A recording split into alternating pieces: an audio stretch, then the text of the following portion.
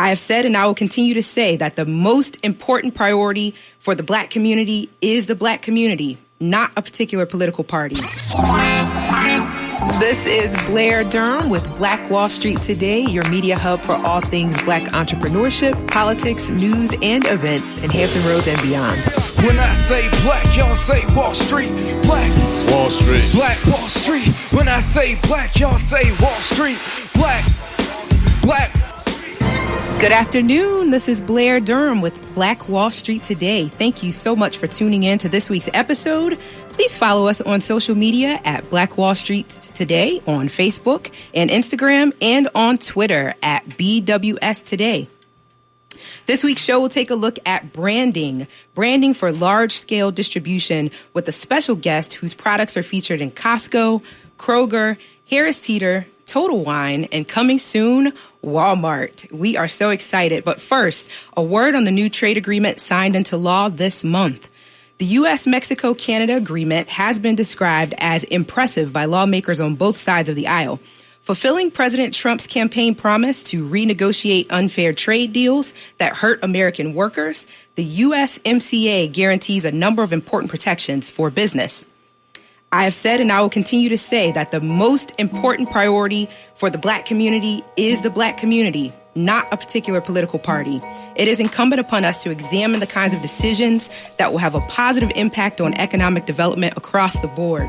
And this agreement is certainly one of them. 3 important takeaways from the new agreement. First, in order to qualify for zero tariffs, up from 62.5%, the USMCA now requires that 75% of their components be manufactured in the United States, Canada, or Mexico beginning in 2020. Not only that, but 40% of the work done on a vehicle must be completed by workers earning at least $16 per hour. Next, under the USMCA, Canada loosens its dairy protections, allowing for more U.S. imports, increasing that share of the market. These new laws also deliver stronger protections for intellectual property that raise the Trans-Pacific Partnership from 10 years against the former 5 years. Both the U.S. Black Chamber of Commerce and National Black Chamber of Commerce applaud these efforts, agreeing that this represents a definite modernization of the prior agreement that will allow Black-owned businesses to be much more competitive. Hashtag Our Numbers Matter. USBC President Ron Busby has said this: Black-owned businesses are one of the fastest growing segments of the American economy. Tapping into our neighborhood markets will allow our entrepreneurs to grow and create wealth and jobs throughout our community. We commend our trade delegation for ensuring that both Canada and Mexico are at the table. We look forward to working closely with the administration in raising awareness of the new opportunities for Black-owned businesses. 2/3 of the world's purchasing power and 95% of consumers live beyond United States borders. In today's economy, it's crucial that Black-owned businesses expand globally, and this agreement helps to facilitate that. USBC Inc. includes a specific focus on exporting in its 2018 Black Print publication. It also says and recommends that the government develop trade policies that ensure Black-owned companies have fair opportunities abroad with the accorded intellectual property protection in foreign markets. Bravo! The agreement moves us in the right direction. With that, I'd like to introduce our guest for today. In the spirit of National Women's Small Business Month, we have a very impressive businesswoman who tells a phenomenal story about how downsizing and a car accident created a soon-to-be national wine company. Let's welcome Gwen Hurt of Shoe Crazy Wine. Gwen, thank you so much for being here. Thanks, Blair, for having me. I appreciate the opportunity to share my story and any help or insights that I can provide to your listeners. Thanks so much, Gwen. First off, just a moment of congratulations. Of the right around 2.6 million Black-owned businesses in the country, only about 4% of those are employer firms. And within that statistic, only 35% are actually owned by women. Mm-hmm. So you've accomplished a tremendous milestone just in your existence. I'm just so proud. Thank you. No, thank you so much. So can you tell us this story? Where did Shoe Crazy Wine come from? Well, Shoe Crazy Wine was, as you stated, was born out of a downsizing. So I got that call that a lot of folks have heard before when your boss tells you HR is on the phone. And you know then that it's not going to be a very good conversation for you as an employee. I was an executive at a Fortune 100 company, and I built an organization within that company globally. And so they needed and wanted, they said, a different skill set. So they were looking for someone with an Ivy League degree. I worked for a Chinese company at the time. And so normally in IT, it's every 2 or 3 years. We call it a restructuring, a bloodletting, whatever you want to call it. Mm-hmm. This particular time, it was a little different because 2 days after that announcement, I was in a car accident with my daughter in Raleigh. Pretty bad car accident. A gentleman hit us at a red light going 55 miles an hour. So he did some damage to both my back, my neck, and my daughter's hip.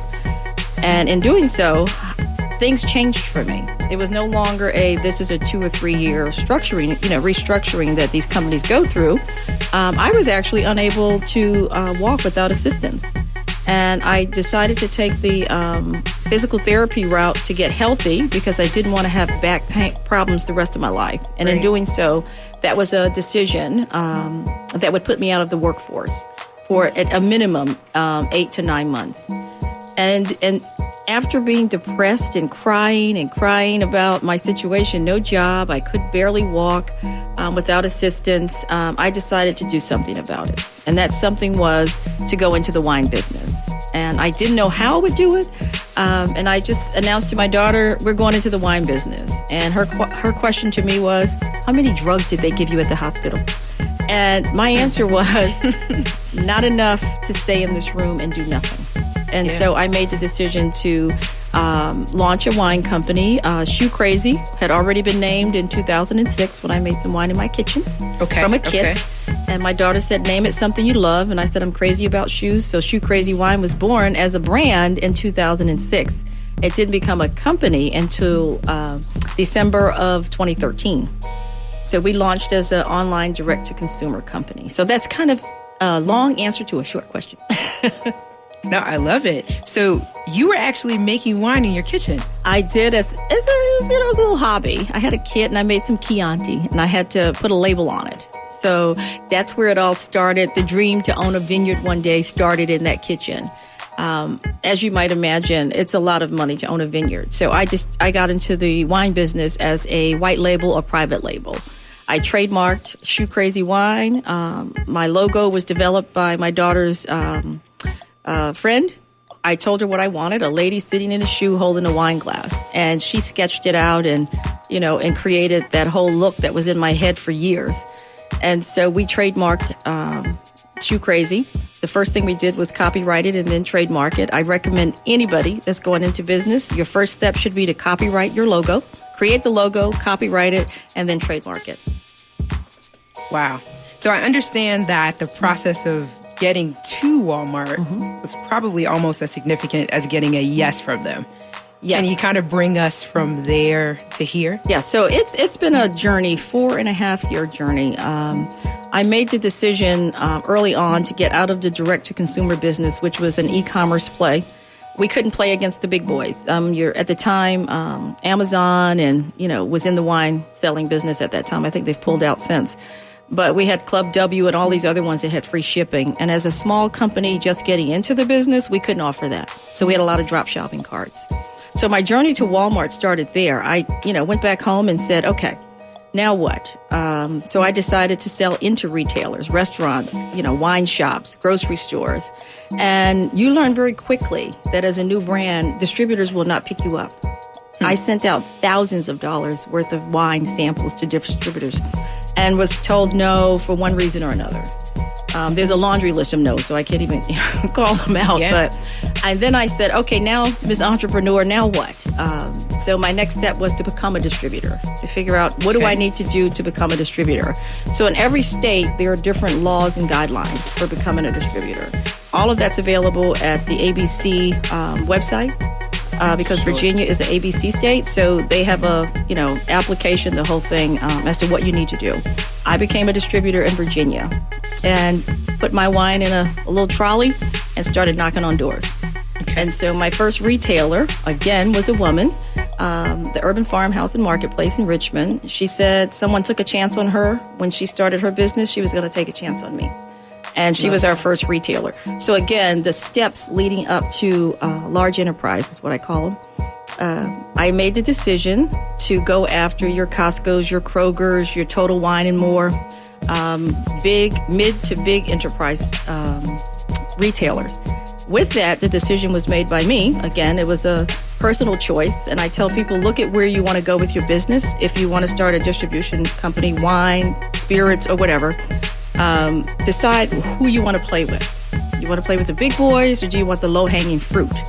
I opted to go with the bigger boys, which is a longer sales cycle. So it's anywhere from 2 years to 3 years to close a deal.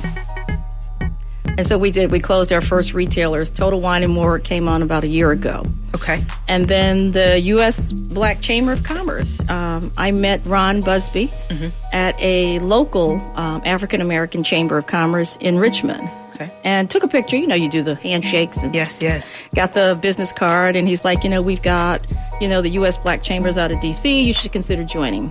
And so I did list my business on their web portal.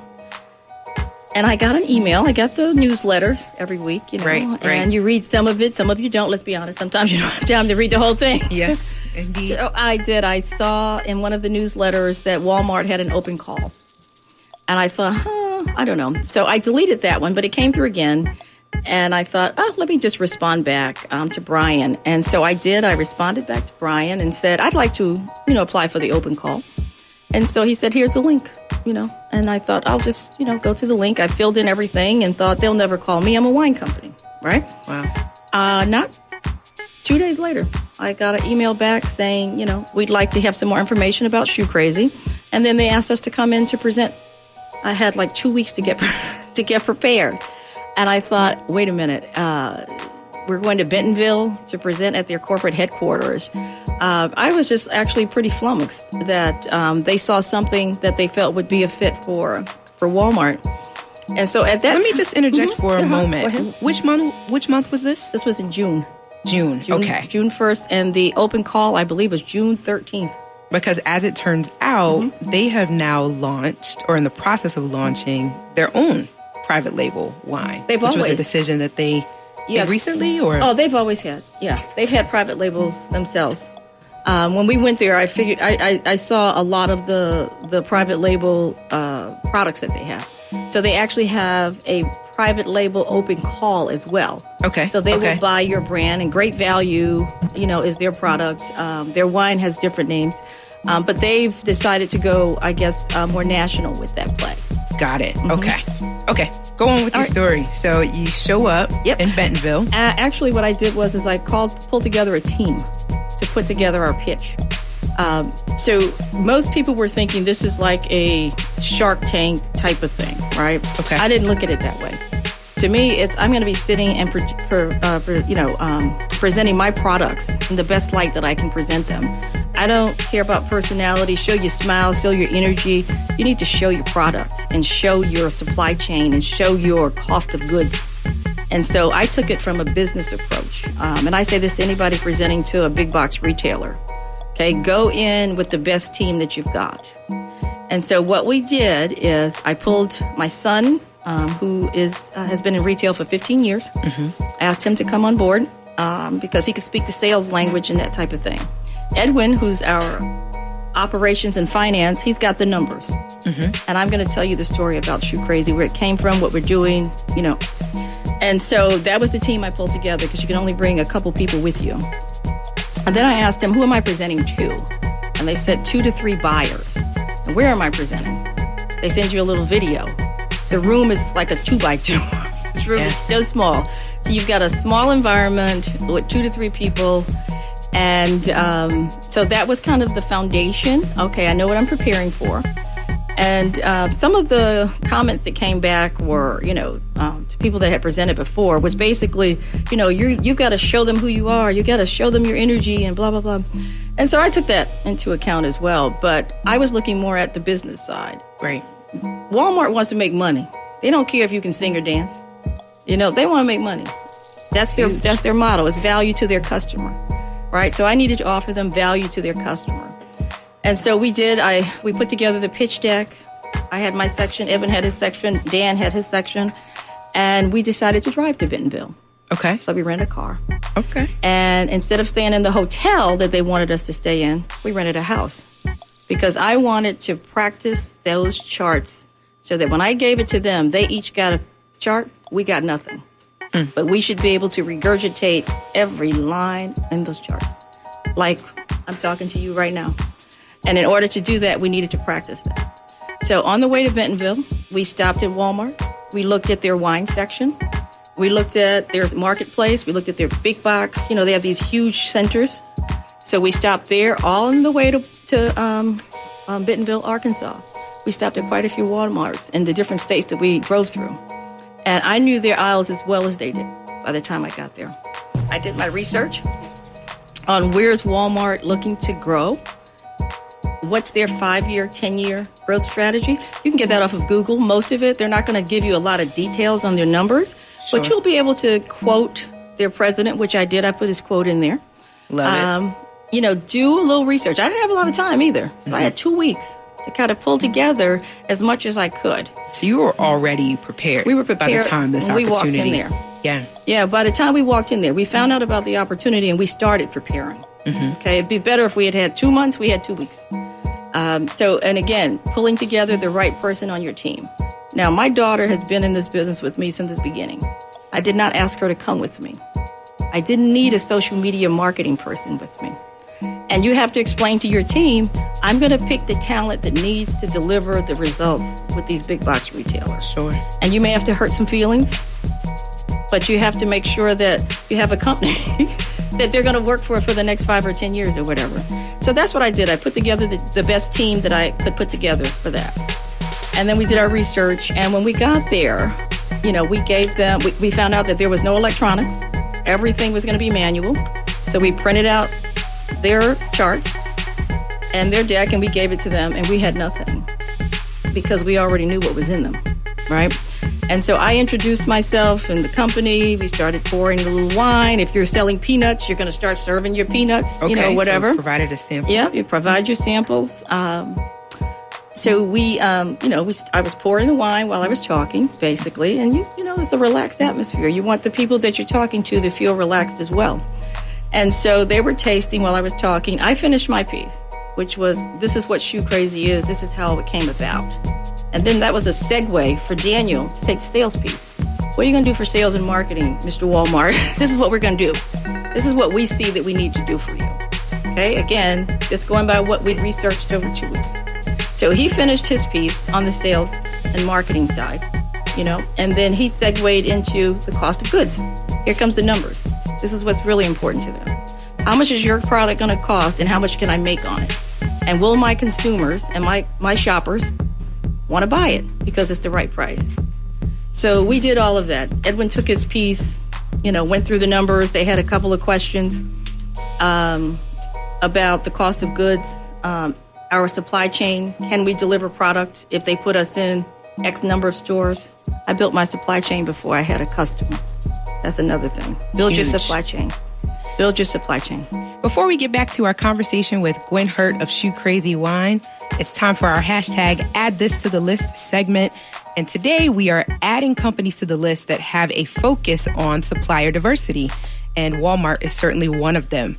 Other companies that have a proven track record with Black business owners and a serious commitment to the growth of our own companies are Bank of America, Apple, Johnson & Johnson, Kroger, MGM Resorts International, and State Farm. For a complete listing of the top supplier diversity companies in the country, you can visit Black Enterprise.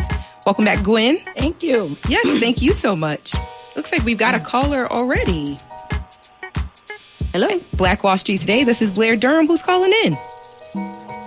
Hey, Blair, this is Patty. How you doing this morning or this afternoon? Patty, good afternoon. Where are you calling in from? I'm calling in from Norfolk, Virginia. Awesome. What's your question for Gwen? Yes, good afternoon, Gwen. How you doing? Good, Patty. How are you? I'm doing very well. So as I'm a business owner, and I'm a graphic designer, but I'm currently working on another plan where I want to purchase commercial real estate. And I don't have the capital right now. So I guess my question would be, do you recommend, like, how do I raise capital? Like, I want to, because I have a pitch that's ready, but I don't have any capital that has been raised towards it. So what do you think is the best way to raise capital through venture capitalists? Should I go venture capitalist way? Should I go angel? Should I look for angel investors? Should I start building my own capital? Or what do you recommend at this point as I'm starting this process? Okay, so great question. Yes, my recommendation would be to do a traditional loan if you can. That would be the first thing I would recommend. Going to a bank if you have a great FICO score. One of the things I learned about becoming an entrepreneur is that I've invested my own money.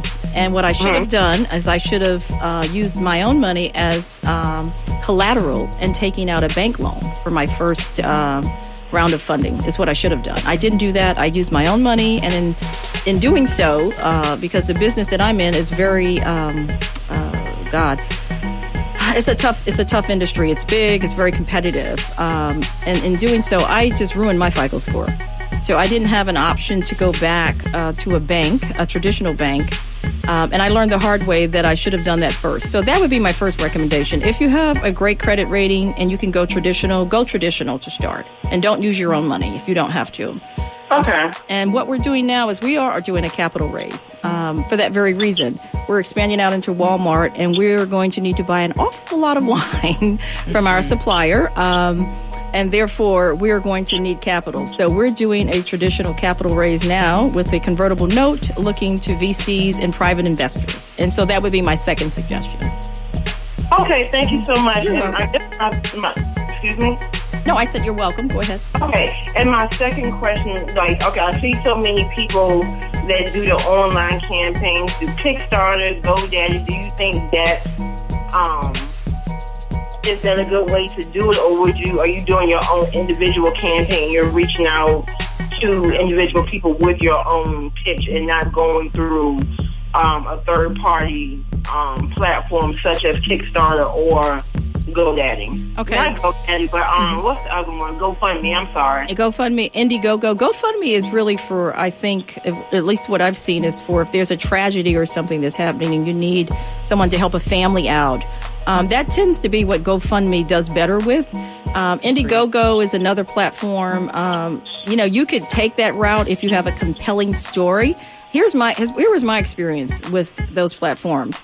I have a traditional product, which is wine, right? The breweries and distilleries and things like that seem to be able to do better than, say, a winery or a wine company, which is what I am. You have to give out some sort of a prize or whatever. So if you're a brewery or a distillery, you can say you have your own chair in the distillery and you can come in with 5 friends, kind of as a gift for donating. In my business, I didn't have that option because Virginia doesn't allow me to give away wine. Okay. So I would say if you have a compelling story and a product that you can raise funds on those platforms, then you definitely do it. Okay, well, thank you so much for the advice, and I will definitely be applying some of your tips to my own business planning. Thank you so much. Fantastic. Perfect. Patty, thanks so much for calling in. Thank you. So, Gwen, talk a little bit about the capital raise. I felt like that's a very interesting question in terms of going from where you are now to even being ready for a Walmart. Right. So we looked at the fact that they're going to start us in 3 states. So they're going to start us in Georgia, North Carolina, and Virginia. and probably up to 300 or 400 stores. We still haven't gotten that number yet. Okay. And if you want to expand out beyond that, what do you have to do? You have to move those wine bottles off the shelf and into a cart, right? Exactly. So we looked at what are we going to need to market? How are we going to market this? It wouldn't be just a traditional social media play. It would be a digital play. Okay. That's going to cost money. And we have to have boots on the ground. So going into these brick and mortars, you have to have somebody checking to make sure dust is not collecting on your wine. If it's not moving, why isn't it moving? And what can we do to help it move? So we put in place a very aggressive budget for that. Hiring people, our product, we have to have the wine ready to go when they say here are the stores they need to be delivered to. And we need to have marketing so that people know before it gets on the shelf that it's there.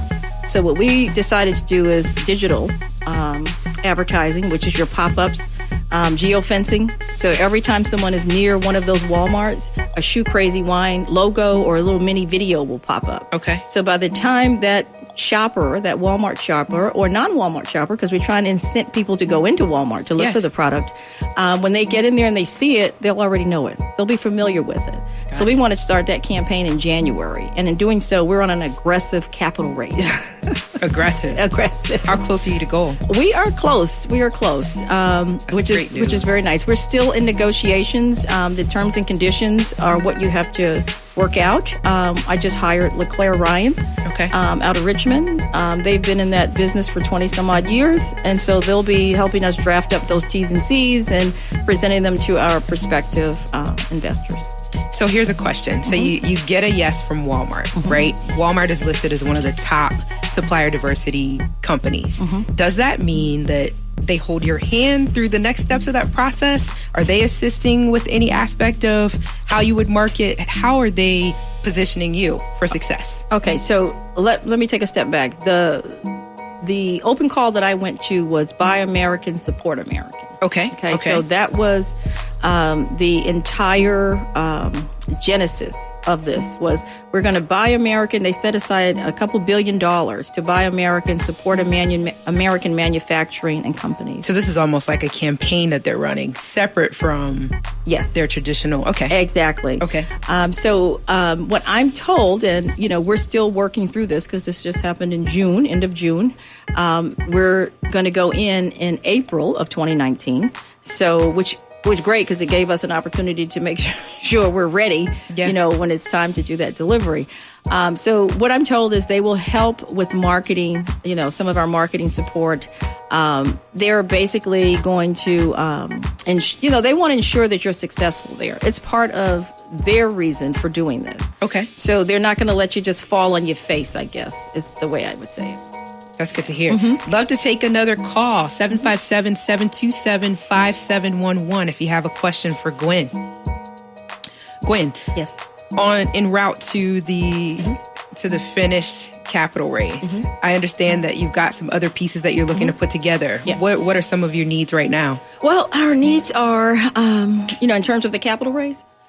Just in general, you're looking for promoters, you're looking for samplers? We're hiring people. Okay. And right now, we're looking to hire brand ambassadors and wine promoters, especially in this area. In Hampton Roads? Okay. Chesapeake, Virginia Beach, this entire area. And we're looking for them to go into the Total Wines right now and do wine tastings to get acclimated with what we're doing. And then in 2019, that would go to both Total Wine, Kroger, and Walmart. Okay. So we're looking now to start training people about our product. Some of them could be people that already, buy our products. That'd be a great brand ambassador. We have lady Deanna out of Chesapeake, and she does Roots and Fruits wine tours. And on her bus, her bus, she serves mimosas made with our sparkling peach mango. Wonderful. So she's a brand ambassador. So we're looking for people that are going to be doing that. We've got to get the word out, right? Yes. Because here's the thing with traditional brick and mortar. If it doesn't leave the shelf, it leaves the shelf. It leaves the shelf. It leaves the shelf. They're not going to let you stay there and collect dust. And you've got some hefty competitors here. I mean, I'm looking at Cupcake, Middle Sister, Flip Flop. How have you distinguished yourself from those larger brands? Yeah, that's been the trickiest part in this industry. So what we do is we actually how do I say, custom blend our stuff, right? Custom blends. Theirs okay. is more mass manufactured now. Got it. Right? So they're everywhere because they're mass manufacturing. Now, I'm not poo-pooing on that now because, we like to be mass manufacturing. So that is a goal. That's okay. a goal. Okay. We want to be up there with the guys that are doing this. But right now, we're distinguishable because we're small. We can, we are offering more hands-on, if you will. When have you ever gone into a store and seen a cupcake representative or somebody that says, hey, come try Shoe Crazy, right? Right, you don't not ever. You don't, right. So that's what distinguishes us now, today. I love so it. that we can build out to be a national play. Let's take another call. Black Wall Street Today, this is Blair Durham. Who's there? Hello, this is Gerald, Hi, Gerald. Where are you calling in from? Virginia Beach. Virginia Beach, and you've got a question for Gwen Hurt? Yes, I wanted to know a little bit more. She mentioned a minute or two ago about a company she hired in Richmond that was able to help her with her capital raise. I wanted to know if she could tell us about that company and what that relationship was like, and were there steps that she had to go through to prepare herself to be a client of that organization? Was it a law firm or that particular relationship? I love it. So the question was, talk a little bit more about the company that you worked with out of Richmond to help with the capital raise project, and then what the preparation was for working with them. Hey, Gerald, that is an excellent question. I'm going to take it one step further as well. So I have to give some props and call out to SCORE Richmond. I have two mentors at SCORE Richmond. That's Doug Carlton and David Grogan. They're going to kill me for giving their names. Uh-oh. But I'm joking. But what they've done is they've been with us every step of the way. And so they've, helped us build out, our needs. They've helped us with the business plan. We have a full-on business plan that they've been very intricate in helping us with, as well as helping us negotiate with our suppliers' payment terms. That's very, very, very important. And SCORE mentorship comes at no cost, right? No cost. It's free. Okay. It's free. SCORE Richmond or SCORE, it should be one here in Hampton Roads or whatever. Yes. Okay, so that's the first step. Now, LeClaire Ryan is a top law firm in Richmond. And I met Gary LeClaire 4 years ago, maybe 3-4 years ago. He does a series called Encorepreneur for your second stage career. I'm not going to tell how old I am, but that'll give you enough. Okay. So it's called Encorepreneur. I met him and he, talked about and asked me about Shoe Crazy. And at that time, actually, we were just very new to the industry. He brought together some investors for me at the table. And not to invest, but to tell me to be realistic about what you're doing. So it was a little less than I thought I was going in there. I'm getting money. But no, what I was getting was something, expectations, right? Okay. was something more important. I was getting knowledge. You need to be more than just passionate about your product. Sure. You need to make sure that you can make money with your product, and you need to build out that type of a business. And so that helped me. But Gary has always been a supporter of Shoe Crazy, and he actually founded LeClaire Ryan. He's one of the founders of that law firm. And so when it was time for us to now do this capital raise, the first person that I went to, and Doug, my SCORE mentor, he goes, hey, if you know Gary, he's the best guy there is in this type of investment. Call him up. And so I called him up and he picked up the phone and he says, Gwen, tell me what you need. Of course, it's not free. It's not free. It's not a pro bono, but it's fair. It's a fair, cost for what we're going to be doing and making sure that my company is protected. And let me just say this one more thing. Go right ahead. What Gary said was, in the documents that we were currently looking at to use, there's something called a KISS document. I won't bore everybody with this, but it's a tech investment tool they use in Silicon Valley. Okay. And we were looking at using that because one of our investors wanted us to use that. He said, absolutely not. You are not protected as a business owner with that document. He says there's nothing in there that says when you sell your company, all your investors must come along with you and they reap the benefits of that sale right along with you. So in the original document, it basically didn't have that in there. It's called a tag along, pull along, bring along, whatever it's called. And if I had tried to sell the company, they could have stopped me because that was not in there to protect me. So it's very important that when you are pulling together these documents for investment, whether it's a VC, a private investor, family, whoever, that you as a company owner is protected. And then I had Edwin who said to me, you're not giving away this whole company because you need money right now to prepare for Walmart. I have a sense of urgency. I need to get wine on the shelves, right? Absolutely. But the sense of urgency can be the death of you too. And so you have to have people around you that says, just stop. Just stop. You know, if you do this, you're going to give away most of your ownership in this company if you do a second round of investment. So that's come from Gary. That's come from Edwin and others that have, basically been around me. You have to have people that are more knowledgeable than you are. I hope that answers your question, Gerald. Yes, it did very much. Thank you, and congratulations on your success. Thank you. I appreciate it. Fantastic. Gerald, thanks so much for calling in. Talk to you again. Black Wall Street Today, Blair Durham. How could I help you? Who am I speaking with? Yes, this is Channing calling in from Buffalo, New York. Channing, how are you? I'm well, Blair. I'm well. Fantastic. You got a question for Gwen then? Yeah, my question is your supply line. You said you to have it done before you actually get started. You have wine, and wine, you can age wine, and wine gets better over time. But what if you have supplies that you don't want to collect dust? What do you do then? How do you manage your supply line, or your suppliers to ensure that you have product when you need it, or you're not overstocked with product or holding on to it? Great question. Question was with regard to something that Gwen referred to earlier, the supply line. Gwen stated you have to have the supply line in place before you go to distribution.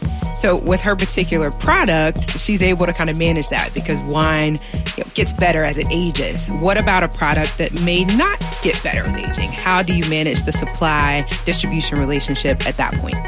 Okay, so that's a very good question as well. When I say build your supply line, what I'm talking about is making sure that you're doing business with a supplier that can supply your product. So when I say build your supply line, what I did was I went to more than one supplier and said, okay, this is the product that I'm buying. Will you have enough of it if I expand out? So you may not have a customer. I didn't have a customer at the time. My goal is to one day have hundreds and hundreds of customers.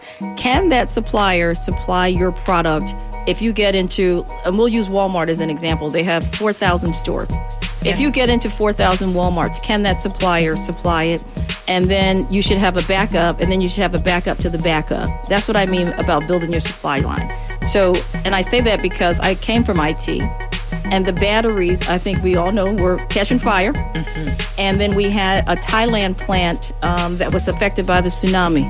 Our only supplier. No more batteries. Okay? So that's why I say build your supply line. Build your foundation. Make sure you have that product. Now, if you have a product that's not shelf stable or has a short shelf life, then you have to actually look to forecast. So I'll use yogurt for an example, since we're talking about Canada and because they'll get a little yogurt over there now, a little more U.S. yogurt. Yes. How long is the shelf life of yogurt? How long is it going to take you to get it from point A to point B? So if your yogurt is developed in the U.S. and you've got to get it across the border to Canada, is it going to survive the trip, right? Mm-hmm. And then how long will it be in the shelf? So you need to have that from your supplier. Your supplier that you buy your yogurt from should already know how long you're going to need to get this particular order. So if you're going to order 10,000 containers of yogurt, they know that your shelf life is only going to be 5 days with them, 5 days with you, 5 days across the border, and then in the store. So that's the type of information you need to get about your product first. And then you basically forecast what you need and how much you need. And if you're going to store it in your own warehouse or if you're going to take it from your supplier directly to your retailer. If that makes sense. Great question. Yes, when it does. Mm-hmm. Thank you. Thank you for the 5-minute masterclass. There it is. That only cost you $1. I love it, Channing. Thanks so much for calling in. All right. We'll talk soon. Yes, we'd love to take maybe one more caller. 757-727-5711. If you've got a question for Gwen Hurt with Shoe Crazy Wine, who is now distributing in 5 big box retailers, is it? Yes, we are. Yeah. You know what? Congrats to you. Thank you. I got to hear, But- what's the 10-year plan? I mean, good grief. Where are we going from here? Well, here's the thing, too. Walmart is our first national account. The Yes. other ones are regional, right? Okay, So okay. it's two different plays. Regional, you're more dependent on those store managers to put you on the shelves. Unless you get to the corporate office, and I've learned this, if the corporate office doesn't put you in their planogram, and you're basically fighting the good fight every quarter. Is my wine going to be here? So, for instance, I'll use one of your diversity suppliers. Okay. Kroger. We're not in their corporate planogram. We're working our way there. So we're dependent on each store to stock us, with that store manager's space being shrunk literally every few months. They're getting less space that they can control. So it's tough for us. Walmart, on the other hand, is a national supplier. They're going to put us in the planogram. They're doing that, right? So we're more apt to be on the shelf and more secure to do our thing, to make sure it stays there. So we'll have some more control over that. So that's the difference in where we are right now. So Total Wine, we're in all of Virginia and Maryland. We're hoping to get into North Carolina and expand out. So it's trial, it's tribulation. It really is. Very interesting. So certainly you've had a few defining moments by now. Which one helped you realize, okay, this might actually work? Okay. I'll tell you, when we had a shift in product. Remember the fires in California? Fires in California was a defining moment for us. And our Sweet Harmony was affected by that. And that was one of our best sellers. And I said, this is going to decide if we are selling a brand and a trust to our customer and our consumer, that they can be assured that they're getting a great product at a very good price. Again, we fit in with Walmart's value prop, right? So that was a defining moment. We actually had to change the grapes that we were using. And I had to then figure out, okay, how do I make it taste the way this one is and get the same quality, okay? And we never missed a beat. That told me that we've got something. We've got a brand and a trust and a commitment from our customer. So that was the defining moment that let me know that, you know what, we can do this. We can do this. What else would you say to someone who's right there?